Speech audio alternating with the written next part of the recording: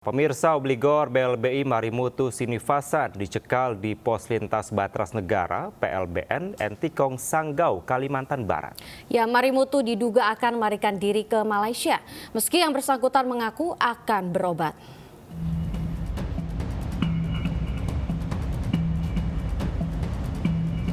Obligor BLBI Marimutu Sinivasan ditangkap di PLBN Entikong saat akan melewati pos pemeriksaan, di mana ia mengaku sakit sehingga tak dapat turun dari kendaraan.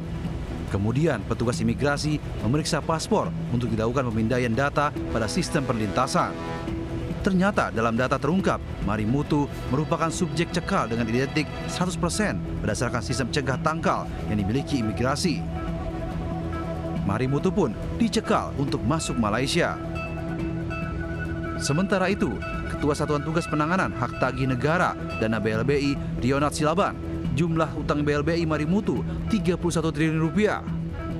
Selama ini Satgas BLBI baru berhasil menagih 30 miliar rupiah.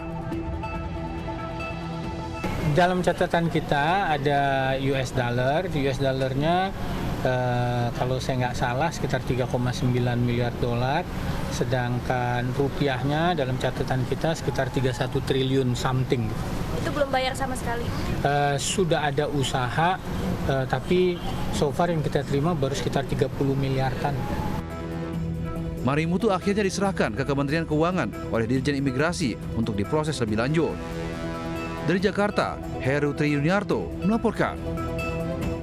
Mengaku anggota BIN, seorang pria mengancam pengendara lain menggunakan senjata api di Jalan Raya Kalibata, Kramat Jati, Jakarta Timur. Ya, aksi pengancaman direkam korban hingga viral.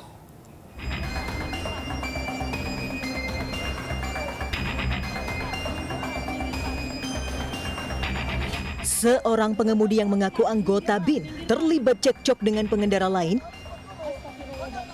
di Jalan Raya Kalibata, Kramat Jati, Jakarta Timur. Pelaku yang emosi bahkan mengancam perekam video dengan senjata api. Cekcok sendiri berawal dari saling senggol di jalan hingga berujung pada pengancaman menggunakan senjata api. Pria yang menodongkan senjata api pun diminta berhenti oleh perekam video, namun pelaku tetap melaju dan melarikan diri. Akibat kejadian ini, mobil korban mengalami lecet pada bagian sebelah kiri, sementara kasus pengancaman menggunakan senjata api ini masih diselidiki petugas Polsek Kramat Jati. Dari Jakarta, Rio Manik, iNews melaporkan. Pemirsa, 2 orang pelaku pencurian spesialis rel kereta api di Padang, Sumatera Barat diringkus tim Klewang Satreskrim Polresta Padang saat hendak menjual hasil curiannya di sebuah tempat pengepul barang bekas. Ya, dari tersangka, petugas berhasil menyita 12 batang rel kereta api yang hendak dijual seharga 2 juta rupiah.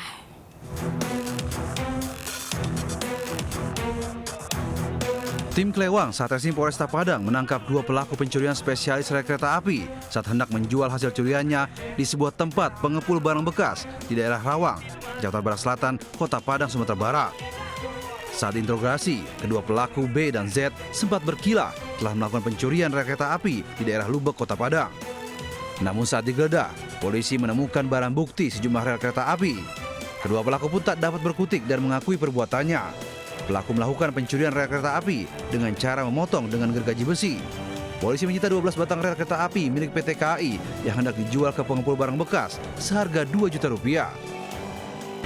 Pelaku pencurian besi rel kereta api milik PT KAI kita amankan di daerah Rawang, Kecamatan Padang Selatan, di mana untuk 2 orang pelaku sedang mau menjual hasil curian besi tersebut. Atas perbuatannya, pelaku terancam hukuman di atas 5 tahun penjara. Dari Padang, Sumatera Barat, Budi Sunandar melaporkan. Bermodus tanya alamat, seorang pelajar SMP menjadi korban perampokan di Bekasi, Jawa Barat. Pelaku yang beratribut ojek online sempat menodongkan senjata tajam lalu merampas sepeda motor korban.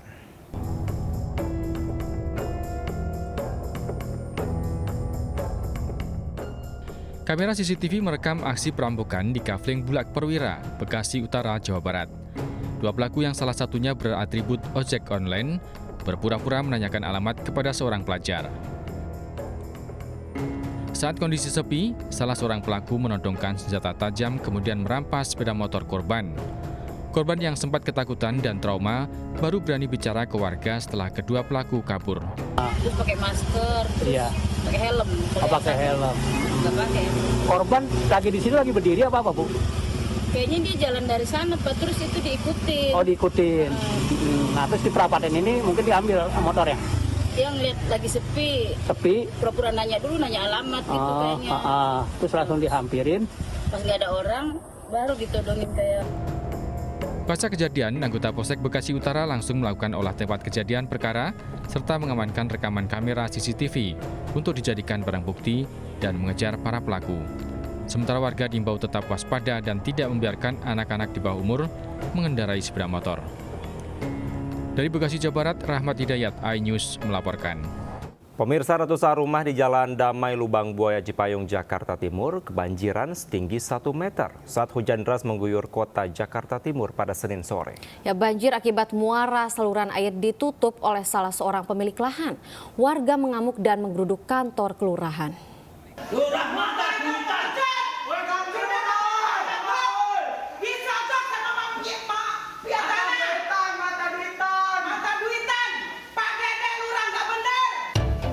Warga Jalan Damai RT 13 dan RT 4 Lubang Buaya Cipayung, Jakarta Timur Senin sore mengamuk dan menggeruduk kantor kelurahan.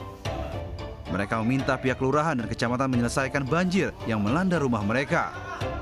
Namun pihak kelurahan tidak bisa dimintai keterangan dikarenakan lurah sedang sakit. Sebelumnya, banjir setinggi 1 meter lebih mengendangi ratusan rumah warga saat hujan deras mengguyur Jakarta Timur. Banjir diakibatkan muara saluran air ditutup oleh salah seorang pemilik lahan yang merasa saluran air melintas di lahan miliknya. Sebagian warga mengungsi ke rumah keluarga dan ke rumah kerabatnya, sedangkan sebagian warga tetap bertahan di rumahnya. Masuk sampai dalam, Bu? Iya, masuk. Berapa yang gede nggak? Sepaha. Sepaha. Itu gara-gara apa sih? Banjir atau apa? Penutupan saluran. Hah? Penutupan saluran air. Banjirnya sampai saat ini belum pernah seperti ini. Ini penyebabnya apa? Sekarang ini tanah yang berhubungan langsung dengan kali itu diuruk, yang kali besar. Diuruk saluran airnya gitu? Saluran airnya, jadi saluran air, jalan umum semuanya diuruk. Yang uruk siapa, Pak? Ini atas nama pribadi yang mengatakan punya tanah. Berarti warga juga gitu? Bukan, dari luar. Warga berharap pemerintah setempat segera menyelesaikan masalah mereka agar tidak kebanjiran kembali. Dari Jakarta, Rio Manik melaporkan. Pemirsa, sebuah truk kontainer bermuatan limbah kertas terjun bebas dari atas jalan tol layang entrance Laga Asih, Kecamatan Cikarang Barat, Kabupaten Bekasi, Jawa Barat. Ya, diduga kecelakaan terjadi karena sopir truk mengantuk.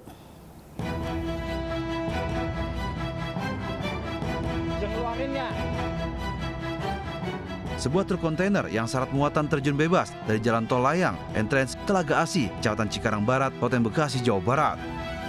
Ketinggian truk terjun membuat sopir terpental keluar hingga cedera. Warga pun segera menolong dan membawa korban ke rumah sakit. Diduga peristiwa tersebut terjadi akibat sopir truk kontainer mengantuk sehingga saat melintas dari arah Jakarta menuju gerbang eksit tol Telaga Asih, kontainer tersebut kehilangan kendali sehingga menghantam tembok beton pembatas jalan. Truk pun terjun dari ketinggian lebih dari 5 meter ke kebun sayuran milik warga. Untuk pengemudinya udah dibawa ke RSUD. Oh, supir, Bang? Oh, ini mobil loncat dari mana? Tol, dari atas tol. Dia nikung mungkin mengantuk atau gimana, nggak tahu dong. Dia terjun. Ini tol apa, Bang? Tol Telaga Asih. Sementara sopir truk kontainer yang mengalami luka-luka oleh warga langsung dilarikan ke RSUD Kabupaten Bekasi guna mendapatkan penanganan medis. Penyebab pasti kecelakaan masih dalam penyelidikan pihak Tol Cibitung, Tanjung Priok, dan pihak kepolisian. Dari Kabupaten Bekasi, Jawa Barat, Didi Junaidi melaporkan. Pemirsa, sebuah mikrobus penuh penumpang terbakar di ruas tol Solo Semarang, Boyolali, Jawa Tengah.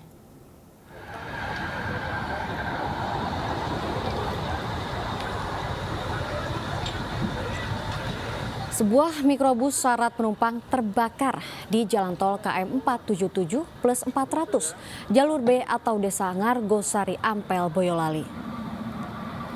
Mikrobus yang melaju dari arah Solo menuju Semarang ini tiba-tiba terbakar pada bagasi belakang mobil yang diduga akibat korsleting listrik. Setelah mobil berhenti dan seluruh penumpang turun, api membesar dan melalap seluruh bagian kendaraan. Beruntung tidak ada korban jiwa dalam kejadian ini, namun kerugian ditaksir mencapai ratusan juta rupiah.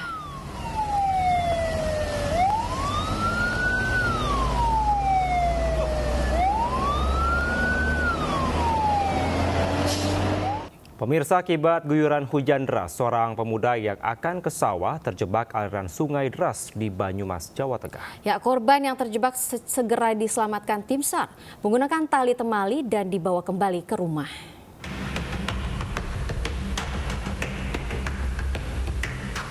Pemuda yang hendak pergi ke sawah ini terjebak arus sungai yang tiba-tiba menjadi deras di delta Sungai Kawung, Desa Banjaranyar, Pekuncen, Banyumas, Jawa Tengah. Usai mendapat laporan, tim SAR segera ke lokasi dan berusaha menyelamatkan korban yang sangat ketakutan ketika melihat derasnya arus sungai.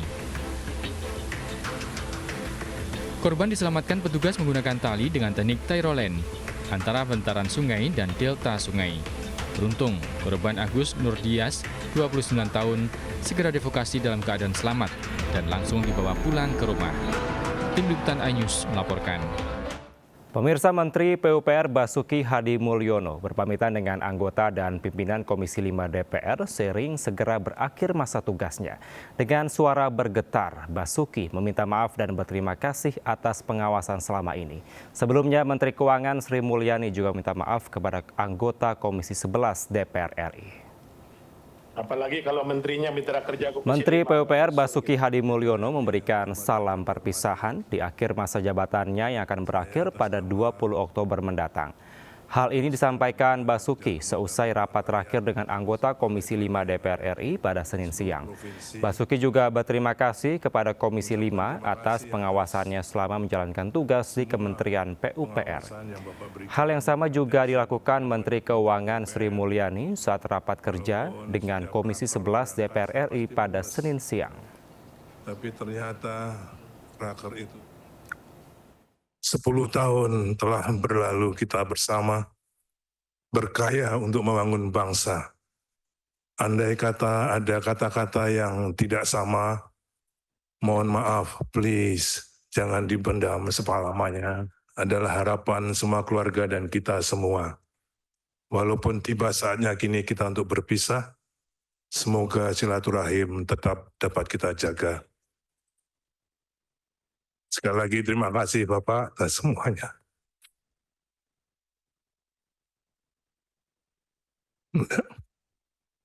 Tidak mudah membina hubungan keluarga-keluargaan seperti di Komisi 5 ini Bapak.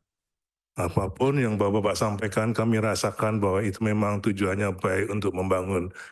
Jadi kami atas nama seluruh jajaran Kementerian Keuangan ingin menyampaikan terima kasih kepada pimpinan dan seluruh anggota Komisi 11 yang selama ini terus menjadi partner dan pengawas. Rasanya sudah cukup banyak susah senang terutama tahun terakhir pandemi, Pak Pimpinan, baik Komisi 11 dan kami kita bisa, dan hasilnya dibandingkan banyak negara juga bagus.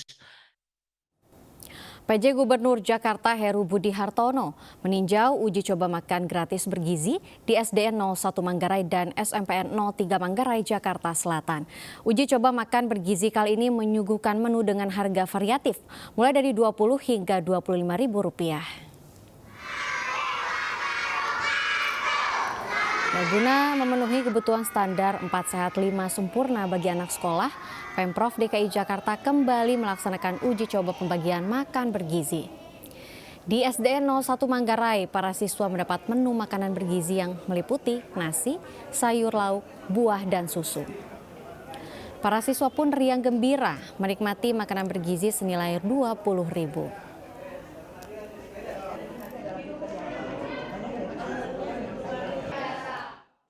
Nah, kita sedang mencari pola kalau ini nanti serentak se-Jakarta, khusus SD dulu, polanya bagaimana.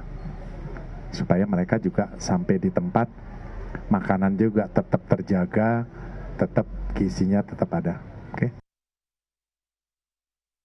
Pemirsa, Komisi Pemilihan Umum DKI Jakarta akan menggelar debat Pilgub Jakarta 2024 yang disiarkan langsung beberapa stasiun televisi.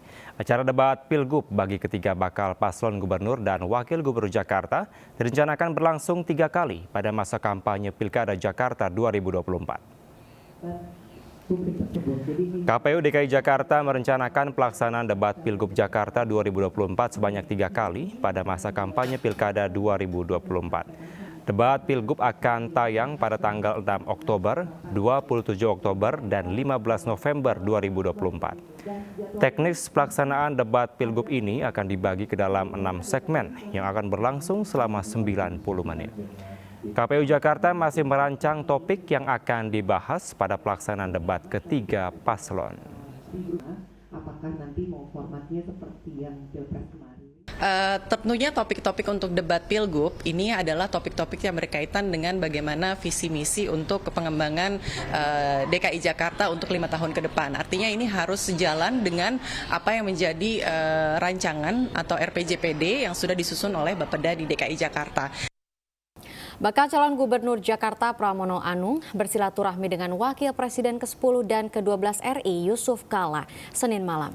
Kehadiran Pramono untuk meminta masukan terkait Pilkada Jakarta 2024. Bakal calon gubernur Jakarta Pramono Anung berkunjung ke kediaman Yusuf Kala di Jalan Brawijaya, Jakarta Selatan pada Senin malam. Pramono yang tiba di kediaman JK sekitar pukul 20:25 waktu Indonesia Barat langsung disambut JK di lobi rumahnya. Tak berselang lama, bakal calon wakil gubernur Jakarta Rano Karno juga menyambangi kediaman JK. Sebelumnya pasangan Pramono Anung Rano Karno meminta waktu untuk bersilaturahmi sekaligus meminta wejangan kepada Yusuf Kala. Tetapi memang bersilaturahmi dan ya itu tentunya sebaiknya masyarakat pemilih yang terbaik.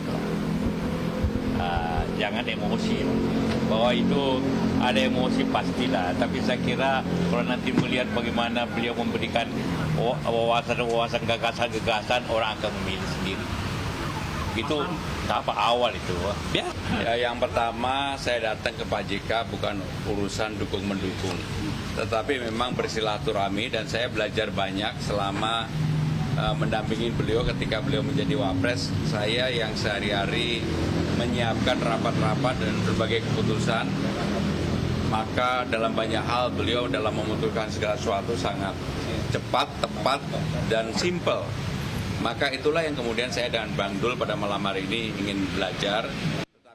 Ya, sementara temui kawan Bang Dul di warung garasi Sidul, Rano Karno bersilaturahmi dan mendengarkan aspirasi. Rano menyebut semakin hari semakin banyak warga yang ikut pesta pilkada. Bakal calon wakil gubernur Jakarta Rano Karno menggelar pertemuan dengan kawan Bang Dul di warung garasi Sidul di kawasan Lebak Bulus, Jakarta Selatan. Rano mendengarkan aspirasi dari para relawan dan menyebut semakin banyak warga dari berbagai elemen masyarakat yang ingin mendukungnya dalam kontestasi Pilkada 2024 mendatang. Bang Dul juga menyampaikan dengan semakin banyaknya elemen masyarakat yang mendukung, ini membuktikan semakin banyak warga yang sadar bahwa Jakarta punya kita dan harus dibangun bersama. Dul juga berpesan untuk tidak membuang suara di kotak pilkada nanti. Ini ada wacana bakal nyoblos 3. Saya bilang pasti nyoblos 3. Orang 3 pasang. Masa semuanya? Loh, artinya kan secara realitanya kan gitu. Sekarang kalau dia coblos 3-3-nya rugi. Suaranya buang percuma, nggak usah datang ke TPS. Bolong aja. Nah sekarang ini apa mau begini gitu. Ini Jakarta ini punya kita. Ayo tinggal pilih mau pilih mau pilih Kang Emil mah enggak. Mau pilih Sidul lebih bagus. Mau pilih yang perorangan silahkan. Bakal calon wakil gubernur Jakarta dari Koalisi Indonesia Maju atau KIMPLUS, Suswono, mengunjungi pemukiman warga di Kebun Pala, Kampung Melayu, Jakarta Timur yang sering menjadi titik langganan banjir. Untuk menangani persoalan banjir tersebut, calon wakil gubernur pasangan dari Cagup Ridwan Kamil ini akan membangun bangunan vertikal. Bakal calon gubernur Jakarta Suswono menengok pemukiman warga Kampung Melayu yang juga merupakan titik rawan banjir pada Senin siang. Menanggapi titik rawan banjir yang selalu menjadi momok setiap musim hujan ini, Suswono menyampaikan gagasannya untuk membeli beberapa tanah yang dijadikan waduk agar dapat menahan air. Selain membuat waduk, Suswono juga menyampaikan pentingnya membuat bangunan vertikal untuk membenahi pemukiman warga yang padat dan juga mengatasi masalah banjir. Ya, nah tentu di daerah-daerah pinggiran sungai ini juga salah satunya adalah juga banyak perkampungan kumuh yang kalau banjir itu termasuk yang terdampak di awal ya. Tentu ini yang kita akan coba atasi. Makanya memang gagasan untuk membangun perumahan ke atas adalah satu keniscayaan yang harus mau tidak mau memang harus dilakukan ya. Di beberapa negara saya lihat bahkan tidak hanya di kota besar, bahkan sudah ke wilayah-wilayah pertanian. Stadion utama Gelora Bung Karno tampak steril menjelang laga timnas Indonesia melawan Australia pada kualifikasi Piala Dunia 2026 zona Asia. Ya, pihak penyelenggara mempersiapkan venue Stadion Utama GBK untuk menyambut antusiasme pendukung timnas Garuda karena tiket pertandingan sudah habis terjual. Berikut laporan Hamzah Azwan khas dari GBK Jakarta. Pemirsa, euforia para penonton bola dan para pemirsa yang ada di Indonesia meningkat setelah Indonesia, timnas Garuda kita, berhasil menahan imbang Arab Saudi pada pertandingan kualifikasi Piala Dunia 2026 ronde ketiga zona Asia. Persiapan pun mulai dilakukan di Stadion Utama Gelora Bung Karno karena pada tanggal 10 September hari Selasa nanti timnas Garuda akan menghadapi Australia yang akan bertandang ke Indonesia. Harapannya dari masyarakat Indonesia ketika timnas Garuda bisa bermain di Stadion Utama Gelora Bung Karno di kandang sendiri, Indonesia dapat memenangi ataupun mengambil poin dari pertandingan kali ini. Dari informasi yang kami himpun juga tiket yang terjual untuk pertandingan timnas Garuda melawan timnas Australia sudah habis terjual. Oleh karena itu persiapan untuk para penonton yang ingin memasuki Stadion Utama Gelora Bung Karno sudah mulai dilakukan hingga hari ini kami melaporkan, yaitu pada hari Senin 9 September 2024. Dari tempat kami melaporkan di Plaza Timur Gelora Bung Karno sudah terlihat lokasi sudah steril karena pihak panitia sudah mempersiapkan untuk kegiatan timnas Indonesia versus Australia di esok hari. Dari Jakarta, Hamzah Hasibuan, Wildan Aulia, iNews melaporkan. Pemirsa, timnas sepak bola Indonesia akan menghadapi Australia di kualifikasi Piala Dunia 2026 zona Asia Grup C. Pelatih Shin Tae-yong optimis Justin Hapner dan juga skuad Garuda bisa membekuk Australia di Stadion GBK Jakarta malam nanti. Timnas Indonesia bersiap menghadapi Australia di Stadion Utama Gelora Bung Karno, Jakarta, Selasa malam. Pelatih Timnas Indonesia Shin Tae-yong mengatakan melawan Australia menjadi laga yang sulit untuk skuad Garuda. Mengingat ranking FIFA Australia ada di urutan 24, sementara Indonesia terpaut jauh yakni di posisi 133.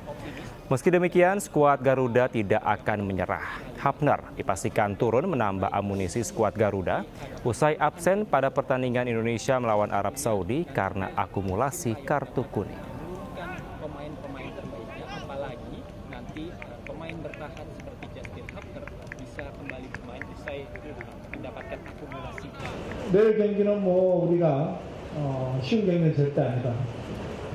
물론 호주가 22번 팀이냐, 우리는 136번 팀이냐 하기 때문에 힘든 경기가 될 수 있겠지만 우리 선수들은 절대 포기하지 않고 어떻게 하든 홈에서 호주랑 멋진 경기를 할 준비 돼 있다고 보시면 되겠습니다. 내일 경기 멋지게 한번 최선을 다해보겠습니다. Presiden Joko Widodo meresmikan renovasi 18 venue olahraga untuk gelaran Pekan Olahraga Nasional di Aceh. Renovasi venue menghabiskan dana 811 miliar rupiah.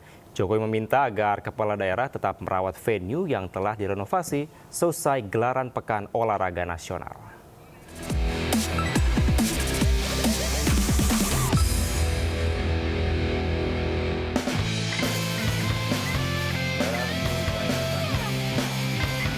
Pekan Olahraga Nasional secara resmi dibuka oleh Presiden Joko Widodo Senin 9 September 2024. Sebelumnya, Presiden Joko Widodo meresmikan 18 venue olahraga yang telah direnovasi untuk gelaran PON 21 di Aceh dan Sumatera Utara Senin pagi.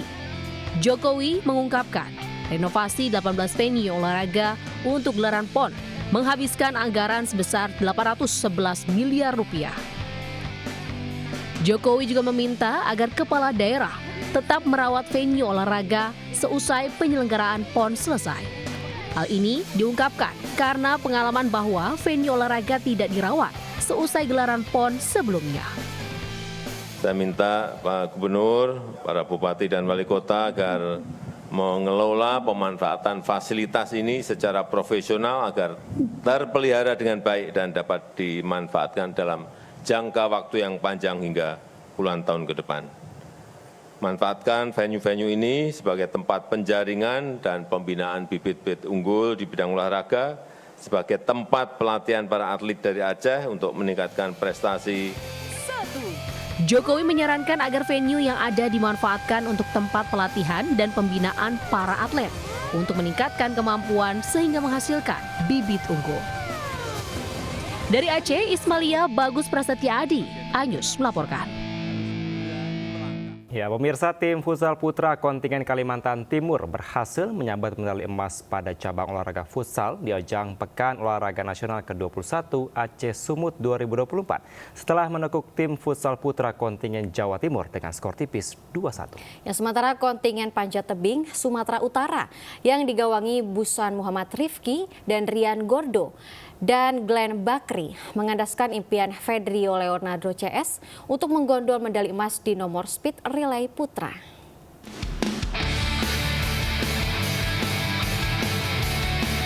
Bermain di hadapan supporternya, tim futsal putra Jawa Timur bermain lebih percaya diri sejak awal pertandingan. Hasilnya, Jawa Timur unggul terlebih dahulu lewat gol Ahmad Guntur Rahmada. Usai jual beli serangan dengan intensitas yang tinggi, Kaltim berhasil menyamakan kedudukan menjadi 1-1 lewat gol Fajar Aidil Ada. Skor sama kuat ini pun bertahan hingga babak normal usai. Pertandingan pun dilanjutkan ke babak perpanjangan waktu. Jelang akhir babak pertama perpanjangan waktu, Kaltim berhasil mengunci kemenangan di menit ke-44 melalui Andi Khairul Anwar. Skor 2-1 bertahan hingga babak perpanjangan usai. Dengan kemenangan ini, Kalimantan Timur berhasil meraih medali emas sebagai cabang olahraga futsal kategori putra. Jadi kita tidak merasa terbebani, kita juga membawa santai final ini, dan alhamdulillah dengan ketenangan anak-anak, kesabaran anak-anak, kedisiplinan anak-anak, kerja keras anak-anak akhirnya membuahkan hasil medali emas. Sementara dari ajang panjat tebing di nomor speed relay putra, kontingen Sumatera Utara yang digawangi Busan Muhammad Rifki, Rian Gordo, dan Glenn Bakri sukses mengandaskan impian Frederick Leonardo CS untuk menggondol medali emas.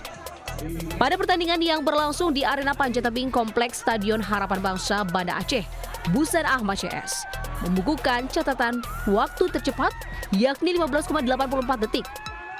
Tim Jawa Tengah yang menurunkan Olimpian Kiromal Katibin bersama Aktivian Muhammad Fajri dan Tri Syahriza harus puas meraih medali perak usai membukukan catatan waktu 16,64 detik.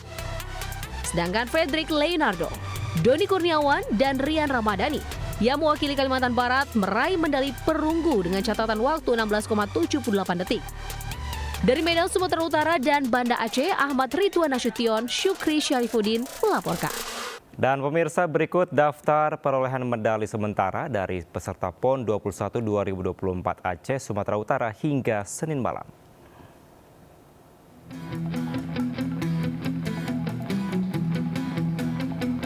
Kontingen Jawa Timur sementara berada di puncak klasemen dengan 24 medali emas. Disusul Jawa Barat yang mengoleksi 13 emas. Kemudian di tempat ketiga Aceh dengan raihan 12 emas.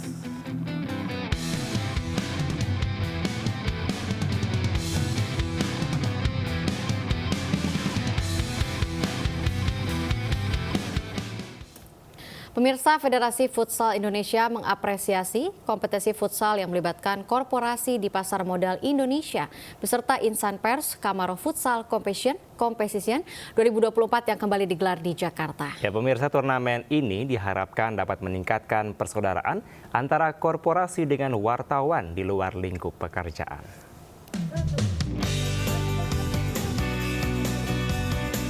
Turnamen Kamaro Futsal Competition 2024 resmi dibuka Sekjen Federasi Futsal Indonesia Michael Victor Sianipar yang digelar di Gudang Futsal Kalimalang, Jakarta Timur. Sebanyak 24 tim mengikuti gelaran yang memperebutkan total hadiah 70 juta rupiah dari dua kategori yang dipertandingkan dalam turnamen futsal ini, yakni korporasi dan wartawan. Turnamen ini digelar untuk meningkatkan persaudaraan dan silaturahmi antar stakeholder yang ada di pasar modal Indonesia dengan insan pers yang bertugas meliput berita pasar modal. Kami dari Federasi Futsal sangat mendukung kegiatan seperti ini karena ini mendorong masyarakat untuk punya ketertarikan berolahraga dan bermain futsal.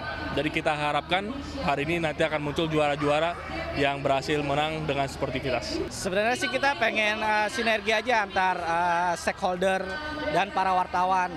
Jadi nggak hanya nggak selalu konferensi pers dan lain, kita juga dalam bingkai sportivitas ini. Pertandingan ini diharapkan jadi sarana mempererat tradisi silaturahmi dalam bingkai olahraga yang menjunjung tinggi sportivitas. Dari Jakarta, Salam Rahmat, Jaka Samsa iNews melaporkan. Sementara pemirsa, sejumlah anak penyintas perang Gaza Palestina tiba di Indonesia. Ya, ditemani keluarga dan relawan kemanusiaan dari Indonesia serta Yordania. Mereka rencananya akan berbagi cerita tentang kondisi perang di sana dan bagaimana mereka bisa berakhir menjadi pengungsi di negara tetangga Yordania.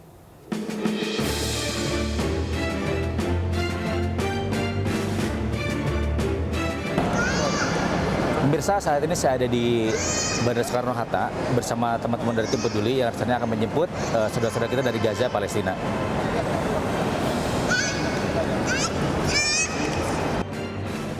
Penerbangan panjang selama lebih 10 jam dari Yordania tidak menghilangkan keceriaan wajah anak-anak penyintas perang Gaza ini.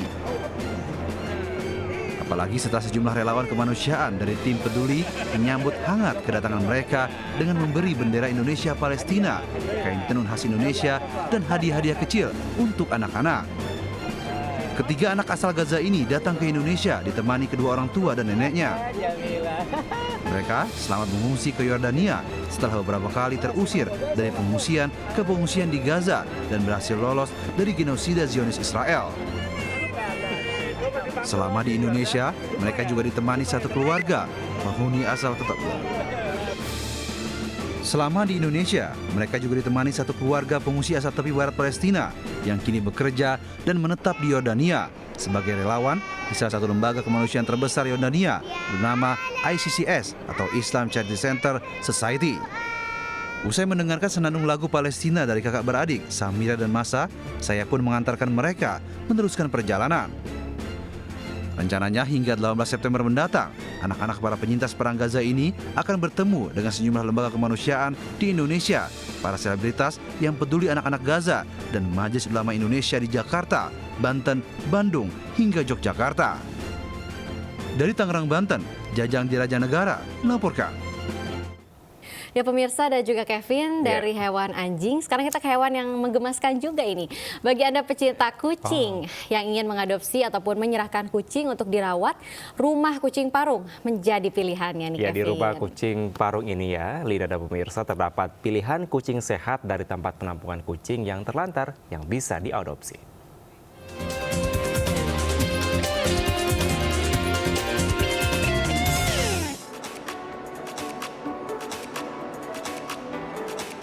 Deretan kucing-kucing lucu yang dipajang di Pet Expo 2024 di AISBSD Tangerang, Banten ini seolah memanggil para pengunjung.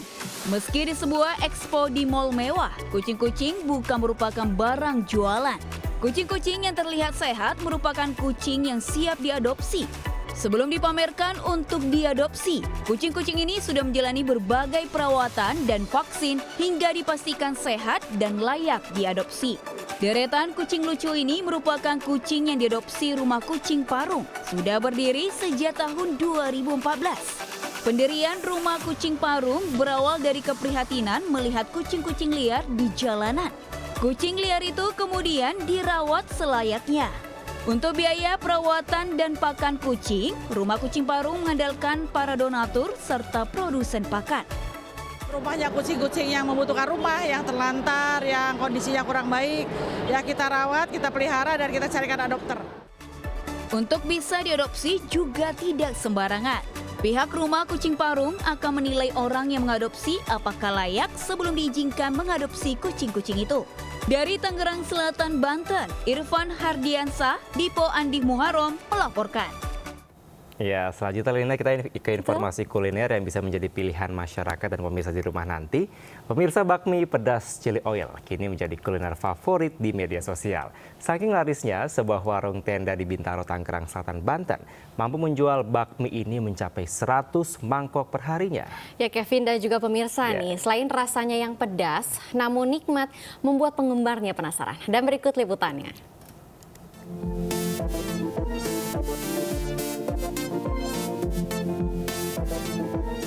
Halo pemirsa, kali ini saya akan mengajak Anda untuk mencicipi bakmi yang lagi viral nih di media sosial yang karena memiliki topping yang sangat amat banyak dan juga cita rasa yang begitu unik. Penasaran dong pastinya? Yuk, ikuti saya. Bakmi pedas chili oil yang dijual sebuah warung tenda di Bintaro, Tangerang Selatan, Banten ini sungguh menggoda selera. Rasanya yang pedas membuat penggemarnya seolah penasaran. Bakmi khas Jaksel ini kini favorit para pecinta bakmi di seluruh Jabodetabek. Bakmi cabang Bintaro ini menjual setidaknya 100 mangkuk per hari. Membuat bakmi pedas chili oil tidak terlalu sulit. Bakmi direbus seperti biasa setelah matang sebelum disajikan bakmi dicampur dengan chili oil dan berbagai minyak dan bumbu rahasia kemudian diberikan topping. Beragam topping disediakan mulai dari beef Australia, beef katsu, fishball, serta otak-otak Singapura. Topping yang banyak menjadi kepuasan tersendiri bagi pengunjung. Yang kuah chili oil yang pakai katsu. Kalau saya sih emang langganan suka beli sini karena suka sama rasanya kayak kari gitu kan. Terus asinnya sama kayak rasa chili oil pas. Kita ada dua menu favorit yaitu bakmi khas Jaksel chili oil dan garlic oil, tapi yang best sellernya itu di chili oil. Satu porsi bakmi pedas chili oil ini dihargai Rp20.000 saja untuk versi basic dan Rp38.000 untuk versi komplitnya. Sebuah harga yang pantas untuk rasa gurih, pedas, dan banyaknya topping yang didapat. Lupa nih pemirsa, saking enaknya ini makanan di sini. Dan satu hal yang perlu diingatkan bahwa bakmi ini mungkin bisa jadi rekomendasi bagi Anda para pecinta bakmi dengan cita rasa yang sangat amat beragam, baik itu yang pedas ataupun gurih dengan topping yang sangat amat banyak tentunya. Dari Tangerang Selatan, Syahreza Zanski bersama juru kamera Eri Nugraha, iNews melaporkan. Pemirsa, Wakil Menteri Pariwisata dan Ekonomi Kreatif Angela Tauno-Sudibyo turut menghadiri rapat kerja dengan Komisi 10 bersama Menparekraf Sandiaga Uno di gedung DPR MPR Jakarta Pusat. Ya, selain program guna memperkuat sektor parekraf di tanah air, Kemenparekraf juga mengajukan penambahan anggaran untuk tahun 2025.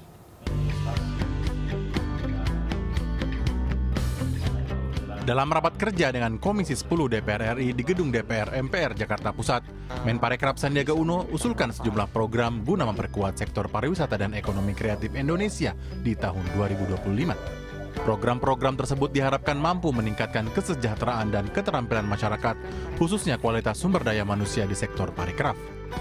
Kami akan memfokuskan juga dari segi konten dan digitalisasi ini yang ternyata memberikan banyak dampak positif pada peningkatan bukan hanya kreativitas dan inovasi, tapi local wisdom dan peningkatan penjualan. Sementara untuk memfasilitasi program pembangunan pariwisata berkualitas dan berkelanjutan di tahun 2025, Menparekraf Angela Tauno-Sudibyo yang juga Ketua Umum Partai Perindo menekankan pentingnya penambahan pagu indikatif anggaran sebesar 3 triliun rupiah. Hal ini sebagai upaya untuk mengawal rancangan rencana kerja pemerintah tahun 2025 di mana sektor parekraf diarahkan sebagai agenda pembangunan transformasi ekonomi. program pariwisata dan ekonomi kreatif tahun 2024 yang dipertahankan dan akan berlanjut di tahun 2025 dari seluruh satuan kerja yang telah menyesuaikan program pembangunan pariwisata berkualitas dan berkelanjutan dan penguatan ekosistem ekonomi kreatif berbasis kekayaan intelektual. Komisi 10 DPR RI mendukung penuh rancangan kerja Kemenparekraf serta akan mendorong usulan tambahan pagu indikatif tahun anggaran 2025 Kemenparekraf sebesar 3,5 triliun rupiah dalam rapat Badan Anggaran DPR RI. Tim Liputan iNews melaporkan. Pemirsa, seorang wanita melahirkan di kapal feri Citra Legacy yang bertolak dari Situlang Laut, Johor, Malaysia menuju Batam, Kepulauan Riau. Meski tanpa bantuan tenaga medis, pekerja migran Indonesia itu berhasil melahirkan bayinya dengan selamat.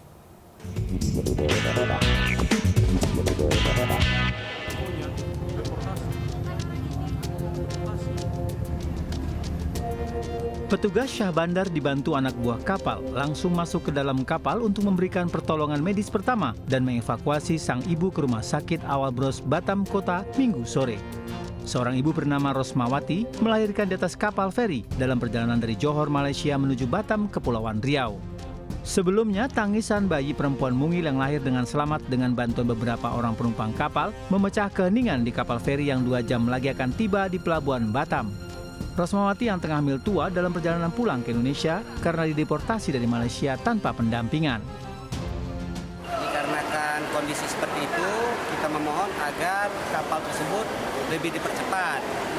Dan penumpang tersebut pada saat melahirkan dibantu oleh salah satu orang penumpang yang memahami tentang teknik melahirkan, sehingga bayi tersebut dan ibunya tertolong. Namun kondisinya untuk ari-ari bayi itu belum bisa terpotong, sehingga kita mengeksekusi di sini untuk supaya cepat dibawa ke Rumah Sakit Awal Bros. Erik Mario menambahkan proses persalinan wanita berusia 33 tahun asal Bandung, Jawa Barat tersebut dibantu beberapa penumpang. Meski berhasil melahirkan, kondisi Rosmawati pekerja migran Indonesia itu sempat lemas karena ari-ari belum lepas. Dari Batam, Kepulauan Riau, Gusti Enosa, iNews melaporkan. Pemirsa, karakter animasi karya anak bangsa yang ikonik milik MNC Animation, Kiko dan Lola, hadir di pameran Indonesia Mom and Kids Baby Wellness Fair atau MKids 2024 di Jakarta. Kiko dan Lola berhasil memukau anak-anak dan orang tua yang hadir dengan aksi interaktifnya.